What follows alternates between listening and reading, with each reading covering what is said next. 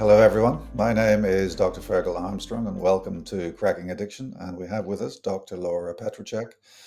So, Laura, it is now time to discuss the 12th step, the final step of the 12-step program. What is the 12th step? The 12 Fergal is having had a spiritual awakening as a result of these steps. We tried to carry this message to alcoholic and addicts and to practice these principles in all our affairs. I mean, when I hear that, the first thing I think about is Christ's exhortation to his disciples. So this really is embedded in Judeo-Christian mythology or theology, depending on your point of view. What do you think about it? Yes, I would say there's a lot of overlap or similarities. Go out into the world and spread the message. Right. But it's also not just Judeo Christian. I think most religions, Buddhism, a lot of religions are about not just spreading the message, but to me, the 12 step more, if you really distill it, is about love and service, offering love and service to people. Yeah. Um, I mean, initially, or, at first to other people struggling with alcohol and drug issues, but really to everybody. Mm. Yeah. And that is a message in, I think, most religions, whether it's, Buddhism, Judaism, Christianity, I'd say a lot of the big ones. Mm. So look, I hear what you're saying. I'm not trying to in any way belittle the message, but you are absolutely right. I think the core of that 12th step is it's all about service to others.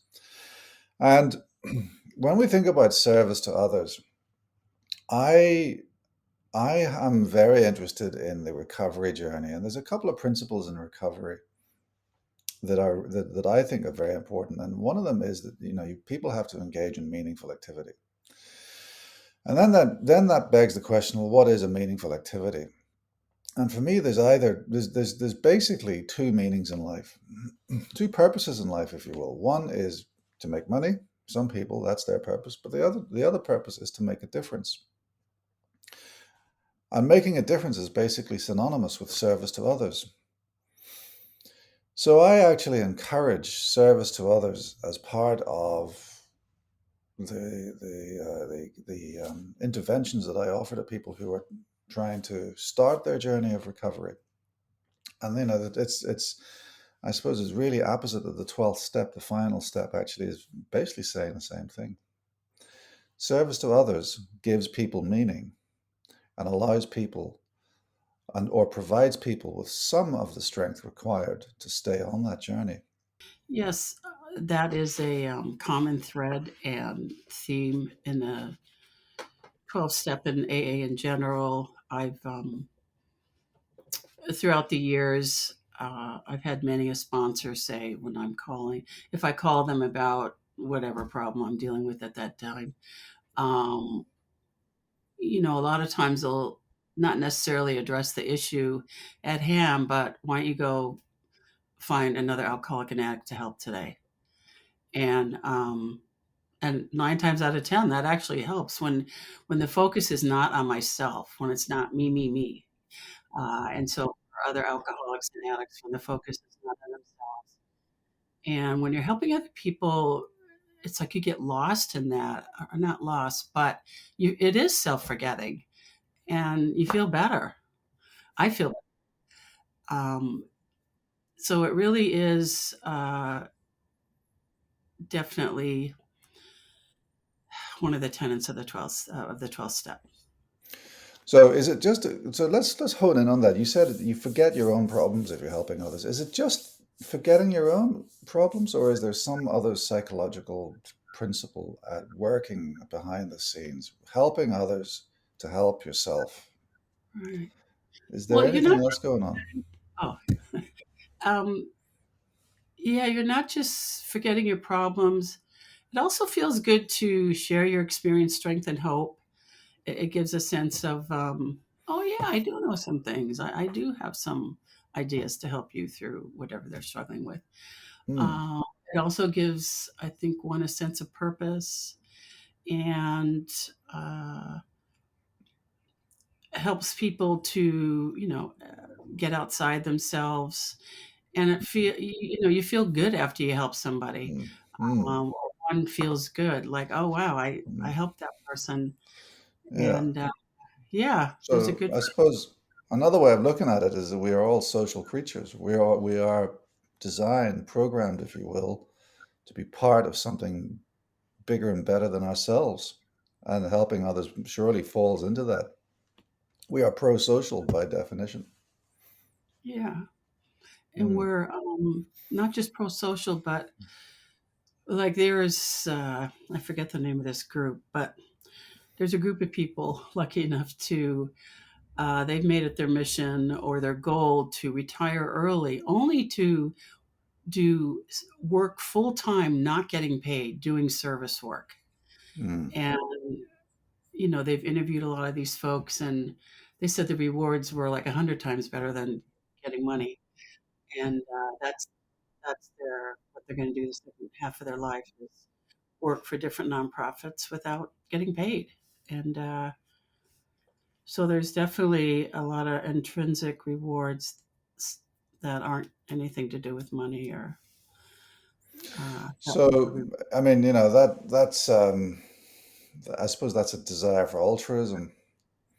Mm-hmm. But then again, somebody once asked me, well, if someone else knows that you're doing it for nothing, is it because they themselves know? Is that truly altruistic? Well, they don't know that. I mean, people, I think, in the program know, but let's say back to these other folks who are now working, helping people at doing service. The people they're helping don't know. Hmm. They're side by side people who are getting paid. So, you know, All right. um, Right. yeah, yeah. Right. But yeah, Okay. people in the program, I mean, they pretty much know you're not getting paid for this. Um, not monetarily anyway. Yeah. And that's an important point, I suppose, isn't it?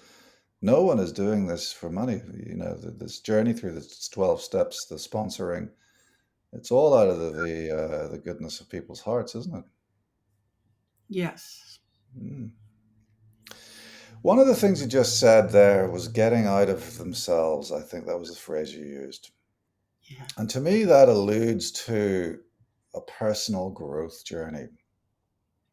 And I believe that everyone should be on a personal growth journey and that everyone should be aspiring to be better today than they were yesterday.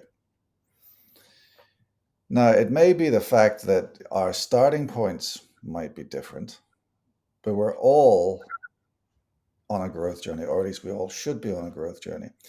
And I find that a very good point of commonality. It's a very good way of relating to people. What do you think about growth in this context? Well, the first thing that comes to mind, it's interesting. I've heard this said at a lot of meetings. This isn't a self help program or a personal growth program, but yet a lot of personal growth happens. Mm, So I kind of disagree in that regard. And in terms of everyone being on a path of growth, I think some people uh, are aware of it or they want to be. I think some people are like, no, that's not the way I'm going. Or if you talk to them about it, they're like, what? No, I'm like, this is my goal and this is my next goal and this is what I'm doing. And they don't see it as personal growth. They see it as goal oriented, making progress.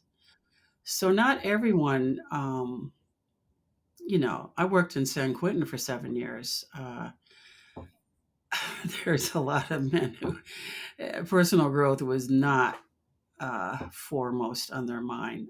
But interestingly enough, after coming into prison, and working with a lot of these men, a lot of them did change. I did see personal growth. They saw personal growth after getting out of whatever life they were leading beforehand. So, uh, Yeah. Hmm. There's a lot So, of people who aren't awake. Yeah. so I suppose really what you're saying is that some people don't like that phraseology, and really, goal-directed living perhaps better for them. But to me it's the same thing. It's synonymous. But and so why quibble over phraseology? Well, I don't think it's phraseology though. I mean, so let's take, I mean, you live in Australia, I'm in America. America is very individual oriented, you pull yourself up by your bootstraps. It's every man and woman for themselves. It's a very individualistic, very all about me culture. And it really goes against the uh, framework of personal growth.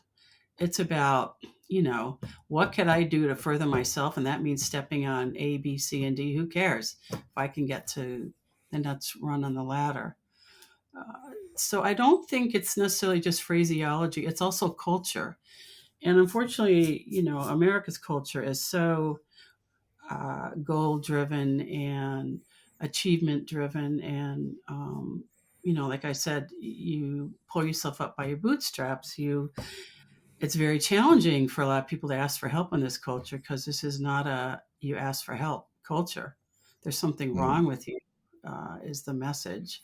There's a lot of shame if you need help. Uh, And yet, this is the same culture from which sprang forth the 12 steps. this is the same culture. That's right. Not Mm. necessarily, I would say. Well, I mean, look at Bob. He was in the stock market. He made, I don't know, would be considered probably millions today, and he yet, uh, that wasn't Yet going to save. his greatest achievement was writing a book to help the most vulnerable people in society. Yes, You know, and he would. so I've said earlier, there's basically two purposes in life: to make money or to make a difference. What do you think he would be more proud of, the money that he made or the difference that he made? Oh, hands down, the difference that he made. No question So, about it. yeah, I mean, this is the I Lots of money in the stock market. I shouldn't laugh, but in the stock market crash, he yeah, lost thousands, millions anyway, but yeah. wouldn't be his greatest. Yeah. So, I do believe that wanting to make a difference in life is actually the most rewarding, or being able to make a difference in people's lives is the most rewarding part of growth. That's just how I feel about it. I mean, um, I'm not here No, to. I think that's a good point. I think for especially people in our profession, in the Mhm, helping fields, that is our main goal is to help mhm, other people. And that is a good feeling, that we have helped other people. mhm. But that's more specific to our field. If you ask people who are in finance or banking or other fields, I don't think they'd necessarily say that's the same goal for them. How does this step, let's move on from the kind of the philosophy of helping people, right? But how does this step help people maintain sobriety? Because you've done it. You've done the training course. The training wheels are now off. You're cured. Off you go. Well, you're not necessarily cured. There's many uh, sayings in the program. One is you're either going closer to a drink or farther away from one. But now you're at a place of you could share what you learned Mm, to other people struggling, and that's where the healing is, or continued healing is for the person doing the 12-step work, and also for the person you're trying to help. mm. You know, um, I mean, there's also another saying. Sorry, I keep phrasing it that, but that's what it is. The most important person in the room is the newcomer, and Right. for that is that who you're going to focus on. So, like last night, there's a woman who, they asked who's new. This woman sitting right next to me said she was new, and spending time talking with her after the meeting, I felt better. And she said she really appreciated our conversation, what I had to share. And yeah, so 12 step work is very, I think, healing for both parties. Right. And so that healing then is one of the things that keeps people on the journey of sobriety. Right. What else keeps people on the journey of sobriety? Connecting with other people. Hmm. Uh, what else? They do have what's called service in institutions. So going out to, there's different groups that go out to either hospitals, psychiatric wards, treatment centers, or prisons to hold 12 step meetings. And Mm. that's an example of doing service. And a Yeah. lot of people I know, you, like, branch this helping others to all people, um, not just like alcoholics or addicts. It's just uh, like, if, let's just say, someone out of the blue said, "Oh, I need help with A, B, or C," and they weren't in the program, and maybe I had the time to help them, then I would. Mm. Um, so but then codependency, that's another issue. But anyway, so for the most part, you want to help people when you can, if it's not at the expense of your own well-being. Yes, yes. I recommend people give of their surplus, but no more, and give of their surplus without expectation of recompense. Mm. Yeah. So we've heard throughout the 12-step journey the role of the sponsor, right? Hmm. Is it at the 12th step that it's appropriate to become a sponsor? Not necessarily. Sometimes people become a sponsor before they reach the 12th step. All right. So Um, how do you know that if you're fit to sponsor? I mean, if someone is only at step 4, can they sponsor someone at step 8? Is there a well, hierarchy? there's no hard and fast rules about it. I mean, Hmm. most sponsors will tell the sponsee, I think it's best if you wait until the 12th step, but maybe, like, I had a sponsee who was on the 8th step and said, "Oh, this woman asked me if I could be your sponsor. What do you think, Laura?" I said, "Well, what do you think? Do you feel like you're ready?" And I think she had about a year sobriety. So part of it is also time. I more look at time. How long have you been sober? Because some people could take 10 years to go through the 12 steps. I mean, it's not like school where you take one semester and then you're done, or when you finish. So I think it's more about the quality of your sobriety, the length of it, and if you feel ready. And also when you're talking to your sponsor, if they feel ready, if they feel you're ready. Right. Right. So, but having said that, do you think there is a role in waiting for completion of the 12th step? Or is it really, am I just trying to conflate the two No, issues? I think I think there's definitely, it makes sense to wait. It'd kind of be like someone who's going through a therapy training program Mm. and seeing clients before they're finished with their training. I Mm. think that's putting the cart before the horse. So that may be a similar dynamic. I think it's wise or wiser to having gone through the journey yourself before you start helping someone else. Right. Right. Now, unfortunately, alcohol use disorder is a chronic relapsing disease, so we need to accept the possibility of relapse. How do you deal with relapse when you're enjoying your 12th step? What happens there? Well, okay. So for myself, or I'll put it more like, I think I mentioned this woman. I'm sponsoring this woman who tends to relapse like every other week. And I see my role as more, or one of being compassionate, seeing, okay, where are we missing something in the steps or just in her life in general? Um, and then focusing maybe on meetings. But it's interesting. I've several people that have had problems relapsing. have also mentioned they feel they have no purpose in life. So I think it's really important. They found in doing studies after men got out of San Quentin, the number one protective factor was if they got a job for not recidivism, not going back to prison. And I think Mm. that there's some truth in that too with people in recovery. I mean, helping others is a purpose in and of itself. But if you're still relapsing, you're not at that place yet to help others. So, or, not able to.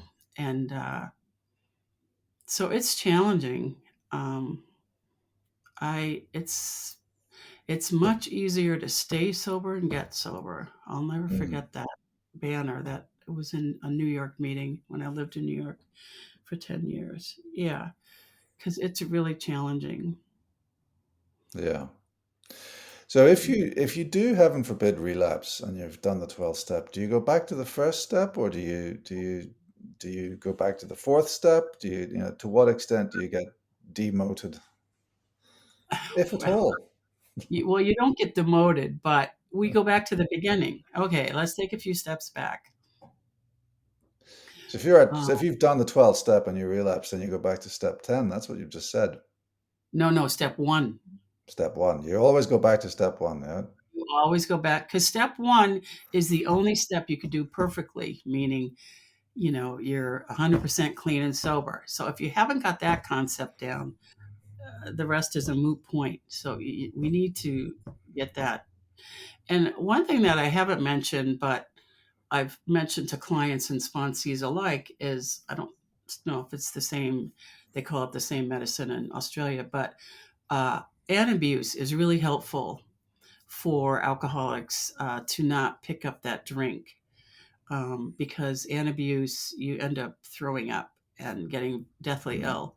So it's mm, a good deterrent in that sense. And actually, this not sponsee but client, I worked with her psychiatrist to get her on antabuse, and it's been helpful because if you intellectually know, oh, if I have that drink, all bets are off. And who likes, throwing up? Nobody. So it's a good deterrent in that regard, and I think it's important. I don't think enough. I wish the 12-step program would work more hand in hand with the medical personnel, and unfortunately, they don't. mm. Yeah, yeah. I can see the role of antabuse disulfiram in helping people. In Australia, it's not really first or even second line, but it is used. It is used. But that brings us on nicely onto the role of medication within the 12 step. Is it so there are some 12 step programs that reject people who are using medication to assist in sobriety from whatever drug or alcohol it might be. What's your view? Well, personally, my own experience is that, way back in the day, the attitude was more of if you're on any type of medication, you're not clean and sober. Like after I had my first manic break at age 21. But the women in my Tuesday night group said, oh, if they say you need lithium, then that's what you need. I mean, even in the big book, it says defer to what doctors recommend in certain cases, not what we recommend. And but that attitude has changed tremendously over the years, meaning people being on medication. Well, first of all, it's talked about more openly in meetings, and it's more accepted for people. Like that's part of your medicine. Like going to a meeting is part of your medicine, and taking whatever medication you need to is part of your medicine. So finally, Laura, looking back at all the 12 steps, what is your final message of hope for someone who might be struggling? Mm. Uh, there's always hope. Um, it's, sounds cliche, but it's darkest before the dawn. Hmm. There's And always hope, and it's darkest before the dawn. there's going to be another day. There's going to be another morning. You just got to Mm. hang in there. You just got to hang in there. Okay. On that note, Laura, I want to thank you for your time and your expertise and your commitment to talking us through the 12-step program. Thank you very much, Dr. Laura Petracek. Thank you, Ferghal. I really appreciate you having me on the show, and I really enjoyed being a continuing guest over this past year. That's all for today, folks. My name is Dr. Ferghal Armstrong, and this has been Cracking Addiction.